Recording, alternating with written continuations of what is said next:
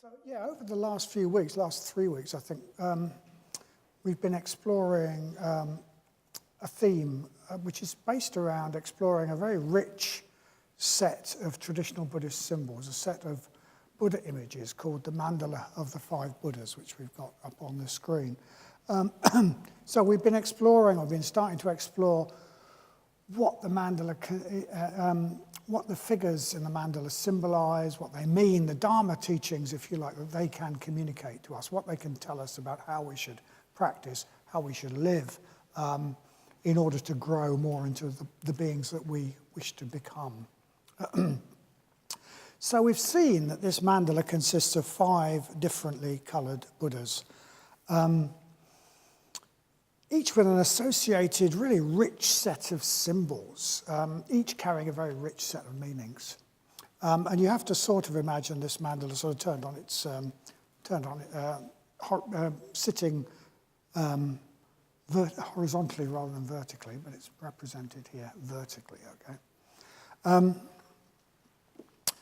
So last week, as we see, it consists of 5 Buddhas, 4 of different colours and 1 white in the centre. And imagine it horizontal rather than vertical.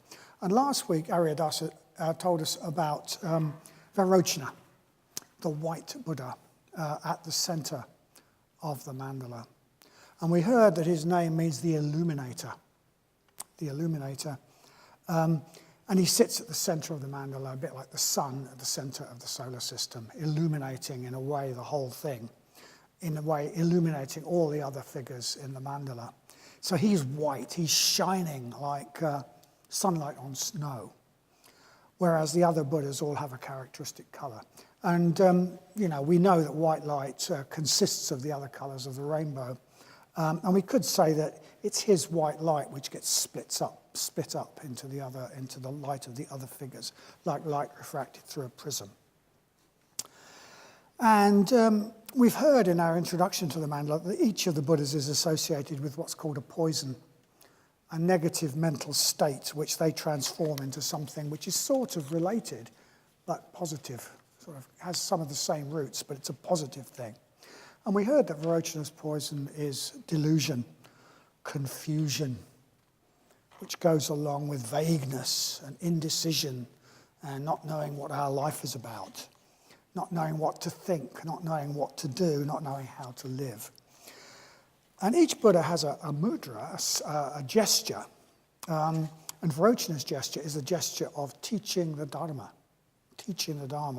So we heard this from Mokshitara last week, and Aryadasa last week. And Aryadasa made the point that what can get us out of this state of delusion, confusion, vagueness, and indecision is actually knowing the Dharma, and then thinking dharmically, using the Dharma to guide our thinking. We're bombarded with so many sort of ideologies and isms and opinions and views and ways of thinking. And we often just absorb by osmosis because everybody else seems to think them and we're bombarded with them in the media. But we don't have any real basis very often for deciding whether they represent any sort of truth or whether they're skillful or unskillful, whether following them will lead to liberation and happiness or to suffering. But if we know the Dharma, as we heard from Aryadasa last week, if we learn the Dharma, if we're receptive to the Dharma that Vairocana is teaching, we have a sort of map. The Dharma gives us a way of thinking that's closer to reality than any worldly ideology, because it has the enlightened mind as its source.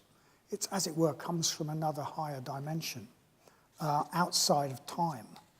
It's not just the product of ideas that happen to be fashionable in educational institutes or in the media in this particular very limited period in history.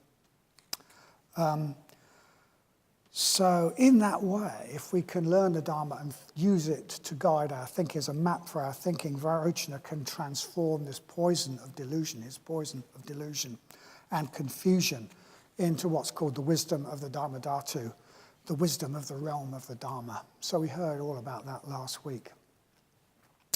And Varochana, as we see, he's white and he sits at the center of the mandala. And this week I'm going to talk about the figure who sits in the east of the mandala, the blue Buddha Aksobya. The blue Buddha Aksobya, whose name means unshakable, something like unshakable. And you'll notice that his mudra, unlike Varochana's teaching the Dharma, his mudra is reaching down and touching the earth. It's the same gesture that we see on our Buddha Rupa here, touching the earth. And it's a really strong gesture of groundedness. You can see it's related to unshakability. I belong here. The earth supports me. And it's not shown in this, but each of these Buddhas has an animal, and his animal's the elephant. And elephants are pretty immovable. If they don't want to be moved, you're not going to move them. So, immovable. He's the immovable, the unshakable.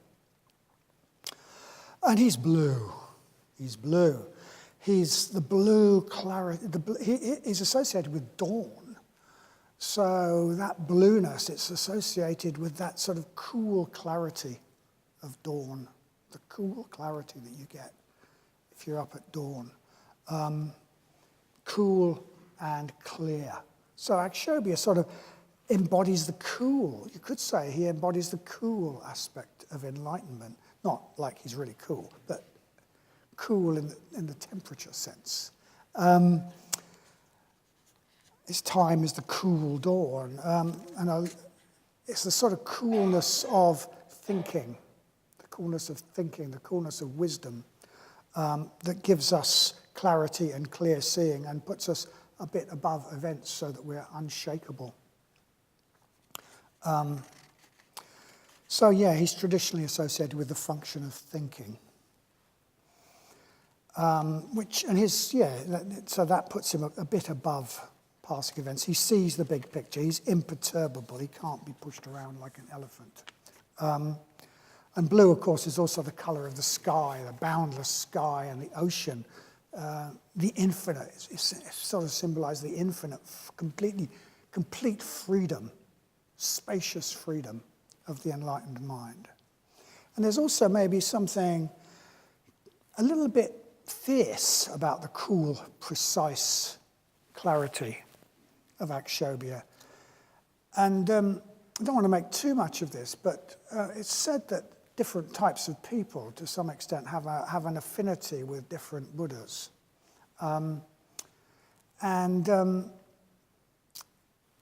If we have a bit of an affinity with Aksobya, well, maybe some folk might think we're a bit fierce as well.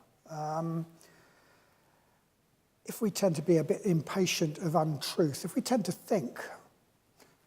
be a bit impatient of untruth and fuzzy thinking or unclarity, a bit critical, we may be one of those who have an affinity for Aksobya. As I've said, he's associated with the faculty of thinking, and people who value clear thinking more than they value feeling maybe have an affinity with Aksobya. Hesitate to say this. Actually, I didn't say this. Somebody else said this, so I'm going to quote them. Somebody said that many scholars have an affinity. In fact, Sangha said this. Many scholars have an affinity with Aksobya. Because, well, maybe sometimes scholars can be a bit sort of critical and bad-tempered. And if when we're having a discussion we tend to value getting to the truth more than we value everybody getting on and feeling good, then we may have an affinity with Aksobya. We may be Aksobya people. So Aksobya, as we heard, I think in the second talk, he transforms the negative aspects of that personality type into a positive aspect of enlightenment. He said that he transforms hatred, anger into what's called the mirror-like wisdom that sees everything objectively, precisely as it is, as though it was reflected perfectly in a mirror. So there's a sort of connection between that ill will, if you like, and clearly seeing the faults of things and being a bit not that pleased about them, There's a bit of a connection between that, experiencing the energy of anger and cutting through all the fog and the delusion to see things clearly, see clarity, get to the real truth. Now, that's a little bit of an introduction to Aksobya. And each of these Buddhas of the mandala has a symbol. Aksobya's symbol is there in that picture. It's a Vajra.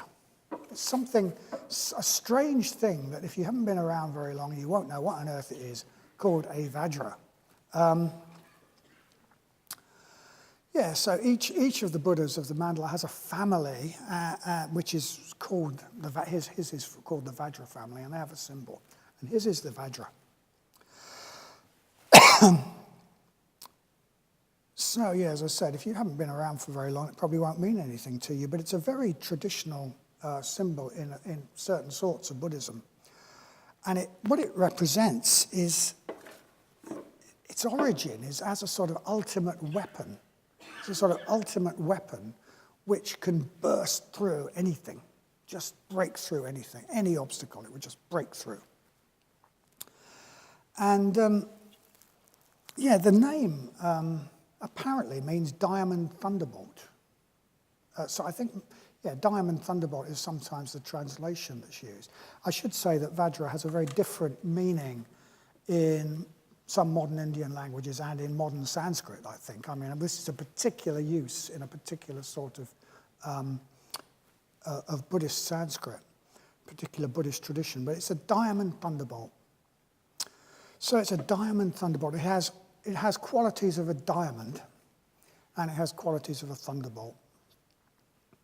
So diamonds, what are their qualities? That incredible clarity. If you look into a diamond, it's sort of very, very clear and bright, and everything is very clear and bright. And it cuts anything, and it can't be cut. It's pretty indestructible, really. You can cut glass with a diamond. You try and cut a diamond with glass, and nothing happens. So it's got qualities of a diamond. It's also got qualities of a thunderbolt, a lightning strike. So a lightning strike illuminates everything with this clarity for a moment, maybe with a harsh clarity. And a lightning strike makes a big noise. It wakes us up. So the Vajra has got that sort of quality of waking us up and showing us how things are very, very clearly, cutting through unclarity. Lightning strikes also smash things to pieces. So maybe sometimes Vajras also smash things to pieces, as we'll see. And as I've said, Aksobya is head of the Vajra family, a family of figures who embody this approach. And the most famous of these is Vajrapani, the holder of the Vajra, and I'll say a little bit more about him in a moment. And in a way, the Vajra symbolizes, in a sort of way, it symbolizes a whole approach to enlightenment, or a whole sort of raft of qualities that might contribute to enlightenment. An approach to enlightenment, to growth, to development, based on breaking through what limits us. Throwing the destructive Vajra at whatever imprisons us and getting it out of the way, breaking through. So, on the other side of our mandala, we have Aksobya, he's supposed to be in the east. He's always at the bottom. It's convention. It's purely convention which way you show a map round. So he's at the bottom in the east, and opposite him is a red Buddha, Amitabha. And his symbol represents a quite different approach. So in the west, the cool blue Aksobya, more about thinking. In the east, the cool blue Aksobya, more about thinking. In the west, the warm red Amitabha, more associated with feeling. And Amitabha's symbol is a lotus. A Padma in Sanskrit. And these two symbols, the lotus and the Vajra, they often do symbolize sort of alternative approaches to enlightenment, or even alternative approaches to, alternative sort of rafts of qualities. So we're very lucky because our president is called Padma Vajra. So he's got both, hooray. And in a way, that's what we need. So a lotus is a sort of tropical water lily, okay? It's a plant. It's a flower. It grows into a flower. And what do flowers do? What do plants do? They grow. They grow in a sort of orderly manner. They start from a seed and they put down a little root, and then they put up some seed leaves, and then they put up a little bit of a stem, and then some more leaves, and then some more leaves, and a bit more stem, and then that carries on, and then they put out a flower, and then the flower gets fertilized, and they make a fruit, and then the fruit becomes seeds. It's all orderly. It's gradual. One thing follows the other, another. It's progressive. It has definite stages. So yeah, the lotus represents this approach to spiritual development, seeing that process as about something like the growth of a flower, the growth of a plant. We grow a bit like that. And there's a lot to be said for seeing spiritual development as being like a lotus, like the growth of a lotus, like a plant. It's progressive, and our growth is progressive. We start from where we are. If we try to be a great big fruiting tree when we're a little seed, it's not going to work. It's got definite stages. It happens quite naturally if we provide the right conditions. So we can't force ourselves to grow. All we can do is provide the conditions that allow us to grow, which include doing things like meditation, etc., putting ourselves in the right environments, exposing ourselves to the right people and the right ideas, if you like. So it's something that happens naturally. We can't force it. You can't make a plant grow. All you can do is provide it with the environment and the resources it needs, and then it grows naturally. So and our growth is a lot like that. It's a lot like that. So the lotus is a really good symbol. And it's a really traditional symbol as well, because it's said that shortly after the Buddha's enlightenment, he had a vision of humanity as a lake of lotuses. And he thought, well, I can't, at different stages of development, some in the mud and some growing up through the water and whatever. And he thought that he couldn't explain his vision of reality. But he had this vision of humanity as lotuses, and he thought, well, they grow. I could help them to grow. I can help them to grow. I may not be able to tell them what the truth is, but I can help them to grow to the point where they see the truth for themselves. So that idea of us as growing lotuses it's been there from the beginning, really, of Buddhism. So there's a lot to be said for the lotus approach, the Padma approach, the symbol that's symbolized by the red Buddha Amitabha and his family. But Aksobya's Vajra symbolizes a quite contrasting approach, breaking through what limits us. And we all need maybe a bit of both approaches, but they're often sort of rather contrasted. So, So breaking through, and he's got this family of figures that he's associated with, the Vajra family, and one of them is Vajrapani, the holder of the Vajra, who's part of Aksobya's family. And as you can see, he's the guy you don't want to meet. He is huge. He is blue. He is surrounded by flames. He is striding forward with his Vajra and his symbol of destroying demons. And everything gets out of his way. He just bursts through anything that stands between him and enlightenment. So he is this cracking symbol, striding forward and bursting through all barriers. This wonderful, if slightly scary, very scary symbol of breaking through. And in a way also he's surrounded by flames, transforming aggressive energy that could turn into hate which is Aksobya's poison, the poison of the Vajra family, transforming that aggressive energy that could turn into hate, but into energy that smashes through obstacles and frees us, knocks out of the way what is in the way. So for the rest of this talk, I'm really going to talk about that. I'm really going to talk about the breaking through aspect of enlightenment, of moving towards enlightenment. And I should point out that the title of this talk is Breaking Through into Buddhahood. And I've plagiarized that shamelessly from Sangharajta, who gave a talk called Breaking Through into Buddhahood, which I hugely recommend. Okay, so it's in a little book called Buddha Mind, which you can probably find in the bookshop, and you can probably find in the library, and really have a read of it. It's great. Breaking Through into Buddhahood. And in that, he talks about this approach of breaking through. He talks about what we need to break through, how we do it, and when we do it. And it's very, very inspiring. And there's a lot that we can take away from it. But in some ways, it can seem quite advanced. It can seem like it's setting the bar quite high. And we may not be breaking through into Buddhahood itself yet. But there will be things that we do need to break through at our stage of development. So that's what I'm going to talk about tonight, what those might be and how we might go about doing that. So what might those be? What might we need to break through?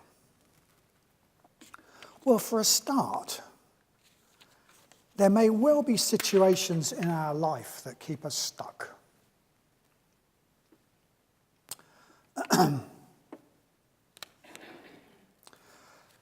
Jobs that don't suit us, living situations that don't work, family expectations that keep us living a life that doesn't really work for us, even relationships that don't allow us to grow. We can, using the other analogy of the growth analogy, we can be a bit like a plant in a pot that's too small for it. We can be root bound. Or like a plant that's trying to grow in concrete. And in that situation, we just can't grow. We just can't grow. There's no room for us to grow. Or we could be like a plant in a dingy, dark indoor room. We're not getting the sunlight we need to grow. We're just getting more and more pale, and more spindly, and more weak. And in these situations, the Padma approach, the lotus approach of gradual growth, is not going to work because we can't grow in those situations. The approach of gradual, gentle approach is not going to work because there's no room for us to grow, or we're not getting the sort of nourishment that we need to grow. If our pot is too small, or if we're trying to grow in a gap in the concrete, we need to break through. We need to break out. We need the Vajra approach. Maybe we need to invoke some Vajrapani energy. We need to get even a bit annoyed at the situation that's binding us and use that aggression positively to break out of the situation that we're in. Break out of situations that keep us trapped and stunted. And that does take energy because it is just far easier to carry on as usual, even if it's boring, even if it's sort of slowly killing us. It is much easier to carry on as usual than it is to have the energy to break out. Even when it's terrible. And other people may really not wish us to break out, because part of what may keep us in that pot-bound situation may be what other people want, how other people want us to live, how other people expect us to live. Other people may really not want us to change. But changing those situations is better for everyone in the end. It's better for everyone. That sort of stagnation just doesn't work for anyone in the end, even if some people would prefer us to stay as we are. So outer situations, we may need to break out of outer situations that are like a pot that's too small, or a concrete road that we're trying to grow in the midst of. But of course, it's not just outer situations that keep us confined. We can also be trapped and stunted by our own habits. Habits that won't let us try new things or become a new person. And most of us have habits or patterns of behavior that we need to break out of. All too easily, life can become a sort of interlocking set of cycles that we go through. We get up and we look at the internet and we have the same thing for breakfast. We go to work the same way. And then when we're at work, we repeat the same patterns of acting and speaking and thinking that we always do at work. Some of them might work. Some of them might, be useful. Some of them just really don't. Some of them just don't achieve what we're trying to achieve at work, but we just carry on doing them because that's the sort of person we are. Then after work, we do the same things we always do, even if it's rather unsatisfactory and boring, even if we're getting sort of overweight and unfit and all sorts of other things, we just carry on doing it. And very often, the sort of habits and the cycles, all these cycles and patterns in our life, they sort of lock up. They lock each other together into some sort of immovable whole that almost seems impossible to change. So, for example, it really is quite common for this to happen in beginners' classes, in newcomers' classes at this centre. Some people will say, well, I can't find time to meditate. And we say, oh, how about just doing 10 minutes a day? And I've really heard this quite a lot. No, I couldn't find 10 minutes. I couldn't find 10 minutes to meditate in a day.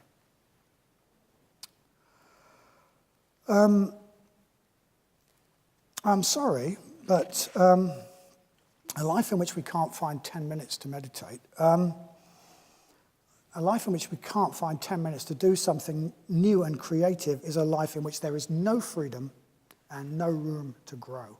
It's a life which is totally stuck. That structure of such a life needs to be given a good shaking.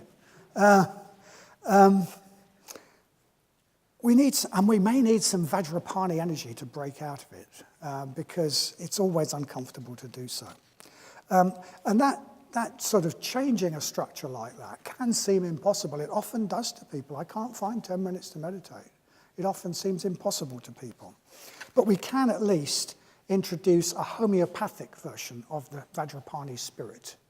So what that involves is changing small things, okay? So the whole thing locks up, our life locks up. But we change one little thing, and that just loosens things a bit. It lets a bit of air in, it lets a bit of light in, and it makes it a little bit looser and a little bit easier to change something else. And we get a bit more confidence that we can change. So just starting very, very small and changing little things can be quite an effective way of just gradually letting this structure sort of collapse and something new grow up in its place.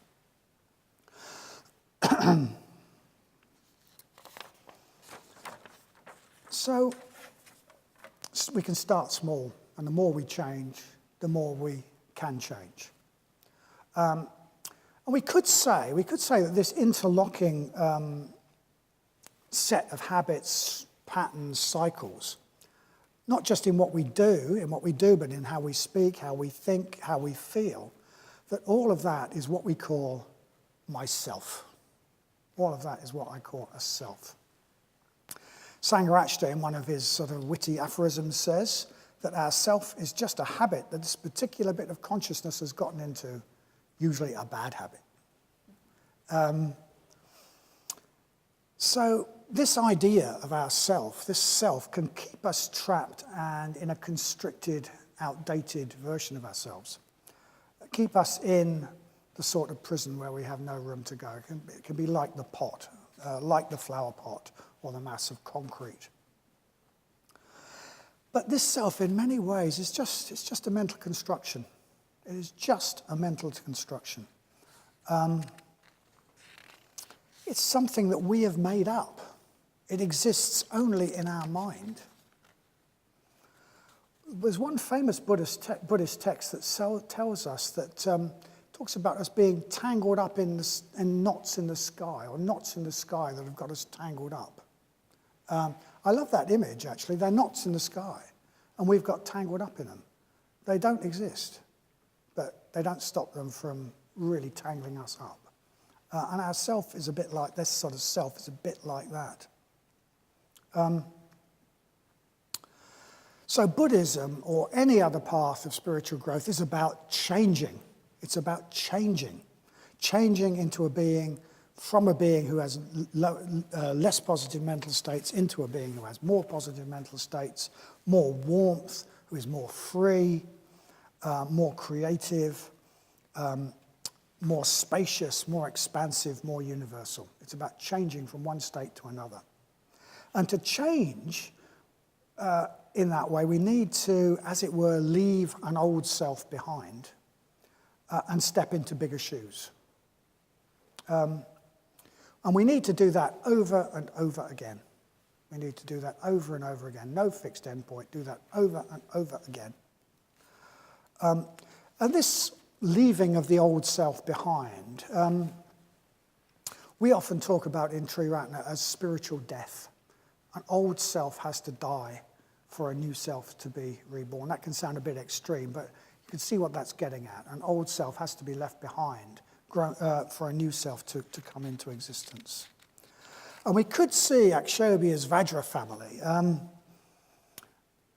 as sort of, as it were, representing that path, the path of spiritual death, the path of breaking through an old self in order to be able to step into bigger shoes, a new self. And we often do need a bit of that Vajrapani energy to do that. Maybe we need to be a bit sick and tired, a bit angry even at our old patterns, to just want to leave them behind. I remember somebody saying to me, I'm sick and tired of my mind. I'm sick and tired of the patterns it goes through. And sometimes we need a bit of that. Like, I've had enough of that. I'll do something different. I'll do something different. Yes, smashing through in a way that even old habits of thought with some of our aggressive energy. So to grow into a larger person, we need to grow out of a sort of identifying with this old limited self. Otherwise, we're going to stay stuck in it. So we all have an idea of who we are based on the past. And we need to break out of that to become what we could be in the future.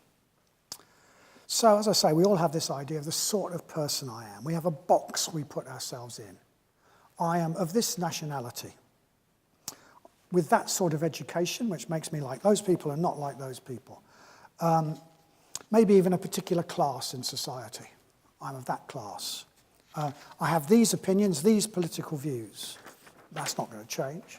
I'm of a particular generation, defines itself against some others. I belong to this sort of subculture or tribe in society. When we all get our information from this particular newspaper or this particular media that we use to get our information. I have this sort of style. I like this and I don't like that. Likes and dislikes, lots of likes and dislikes, things that, that's good and that's bad, based on what? Based on what? A guy called Ratna Prabha gave a wonderful talk about likes and dislikes. He said, in which he said, all likes and dislikes are completely without any absolute foundation, except for one. A barley cup is objectively horrible.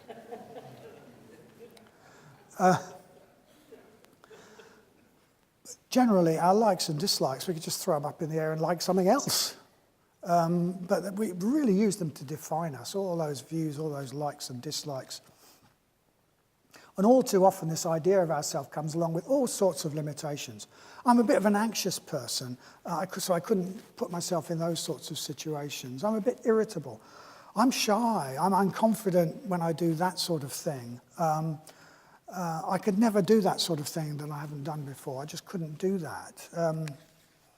I could never get on with that sort of person. They're just completely different from me. I'm doomed to feel like this forever because this is the sort of person I am. And as I've said, this idea of ourselves just can keep us totally trapped. It keeps us totally trapped. If that's how we think, there's no room to grow.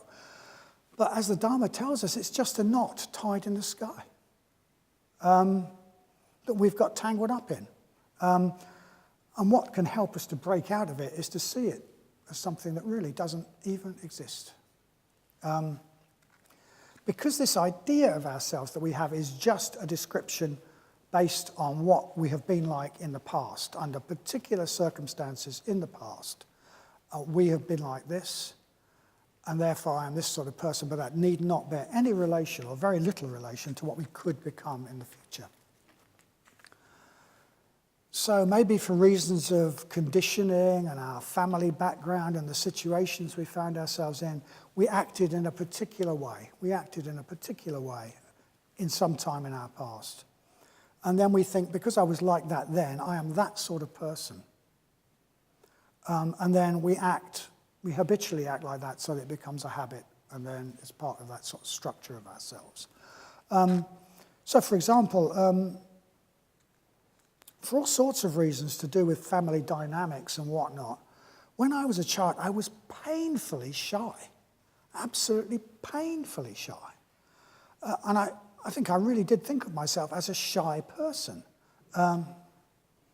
Whenever I was with new people, I would feel anxious and want to sort of go and hide, want to go and sort of go into the dark room. People find this difficult to believe. Not for long. But yeah, we can sort of adopt that sort of, maybe I was lucky that I got sort of pushed out of it, but we can adopt those sorts of limitations on ourselves. I am this sort of person because I was like that then. I am this sort of person, therefore that cannot change. Yeah, so what we do is we take some way we were in the past for reasons that no longer exist. We were like that. In circumstances that we're no longer in, we were like that. And then we think, I'm that sort of person. And then we behave like that because we think we're doomed to be like that forever. And then that does become a habit. It becomes a self-fulfilling prophecy that we are a bit like that. But the Dharma tells us we're not intrinsically and permanently like anything. We're not any sort of person. I don't have to be shy. I don't have some sort of shy essence. There's not some shyness in the center of me that says Vadanya must be shy.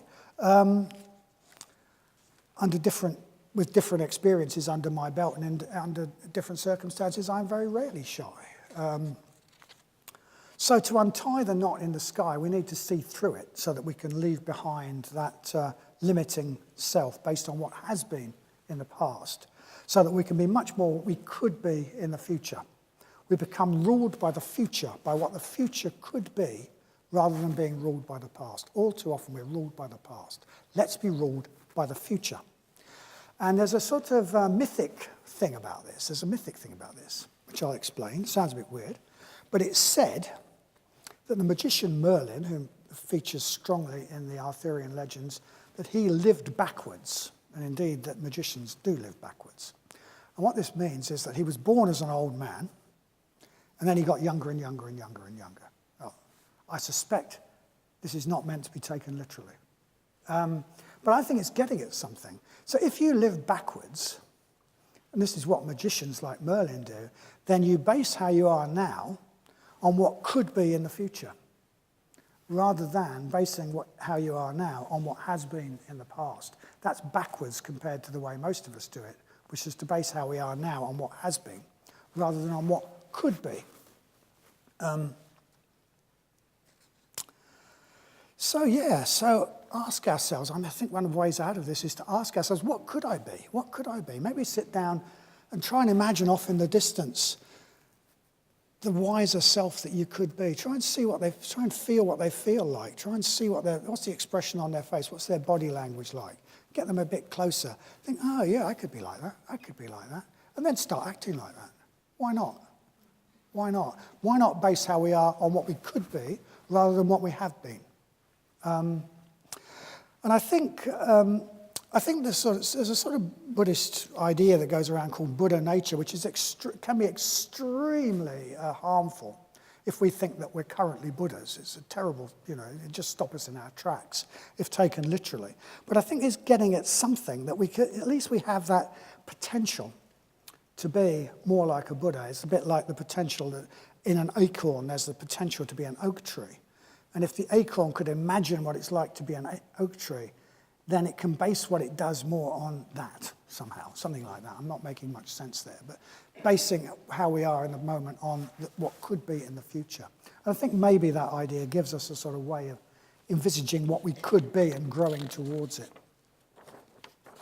So we need to keep doing that. We need to keep doing that. We need to keep leaving behind old selves, stepping into new ones, constantly transcending the person we are, the person we've become, not that we are, the person that we've sort of temporarily become. And in his talk called Breaking Free into Buddhahood, Sangha actually says we need to break out of any way that we limit ourselves by thinking we have a fixed identity. He says break out of everything, nationality, everything. He says even break out of the idea that you're a human being. Even leave that behind. That's just another limitation on this bit of consciousness. So all such labels and identifications are mind-invented limitations that restrict our freedom, and enlightenment is total, expansive freedom. The Buddha was said to be the trackless one. He left no tracks. He could be whatever he wanted. He could be whatever he wanted. He couldn't fit into any categories, but some people asked him, what are you? And there's no category. There was no category, not even a human being, that he could be put into. So you may want to reflect on what it is that you need to do to break through, to move towards the person you could be. That might be something big and difficult, but often with this approach, it's good to start small. So how about this week we all resolve to do something to help us to break out of the person we are used to being based on the past and become more like the person we could in the future. And it could just be change for change's sake, because that makes some holes in the sort of structure. So one way to do that is to change our circumstances.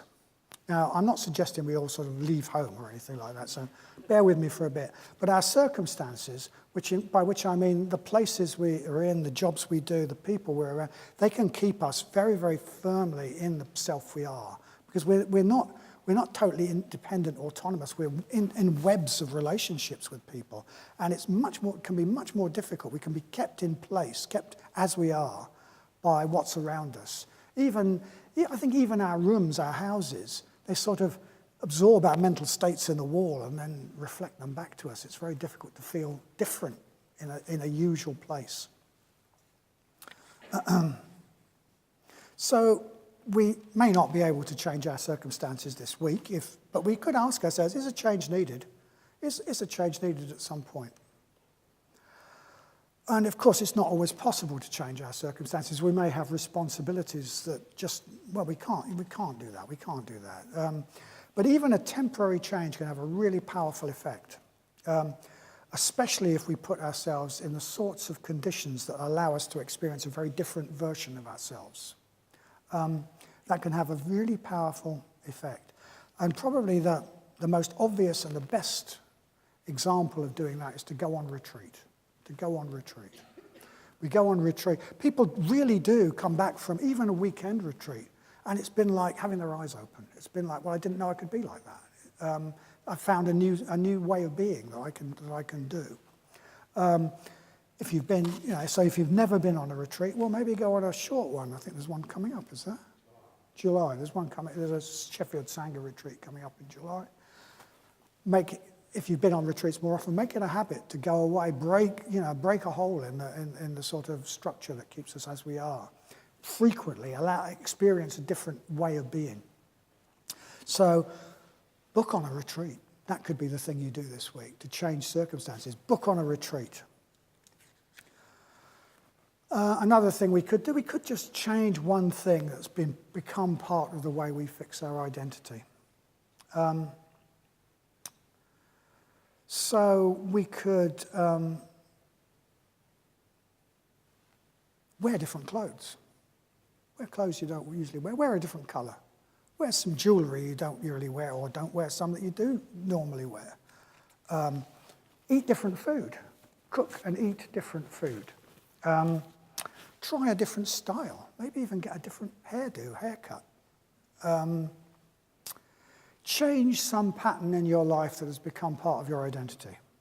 For example, don't look at the media you usually look at something totally different for a change. Get your information from somewhere totally new, or your entertainment from somewhere totally new. Don't buy your usual newspaper or look at your usual sites. Do something we never do. Do something you never do. I would never do that. I'm not that sort of person. You could start tonight by going to a single-sex group if you always go to a mixed group, for example. I don't do that. I don't agree with that. Well, what's that? It's just one of those views, isn't it? Well, do something that people like you don't do. People like me don't do that. Try your hand at something you think you can't do. Sing, paint, run, go for a walk in the middle of the night in the Peak District. Change your way of travel. I wouldn't be seen dead on a bus. Well, go by bus. Or, I hate car drivers. I drive your car. Walk. Something that's sort of outside our normal identity. So if it seems difficult, maybe invoke a bit of Vajrapani. Maybe invoke a bit of Vajrapani energy. I'm a bit sick of being the same. I want to change. And finally, just to round off, I'd like to say something about rites of passage. If we want to step out of an old identity into a new one, into sort of different shoes, bigger shoes, put on a different robe, then rites of passage can be a really powerful way of making that a reality. It tells our depths that something serious has happened. There's a change. There's been a change. We're different now. Things are different now. And it tells others that there's been a change. It becomes part of something that was maybe just something in our heads becomes part of public reality with a rite of passage. And we exist in public reality. We're enmeshed with others. We're enmeshed with others, and how others see us affects us. We exist in public reality. Public reality has a powerful effect on who we can be. So rites of passage are really powerful. I better check this out with Vadanya. But I was going to say, if you're convinced you're a Buddhist and you've been coming along for a little while, and you're convinced you want to live a Buddhist life, you might think about undergoing the rite of passage, if you haven't or not already, that involves becoming a mitra, which is a very powerful rite of passage, and does mean stepping from one identity to the other. But I better check that out with Vadanya, because he's looking at me in this way that says, hey, we've already got the list. And it's only next week, but you might want to talk to us, either him or me. So if you're convinced you're a Buddhist, you might want to go through that rite of passage. So there's some ideas. How about we take that on? How about we take that on to sort of break out of that fixed identity of ours, even in a small way, in some way this week, and see what happens. Thank you.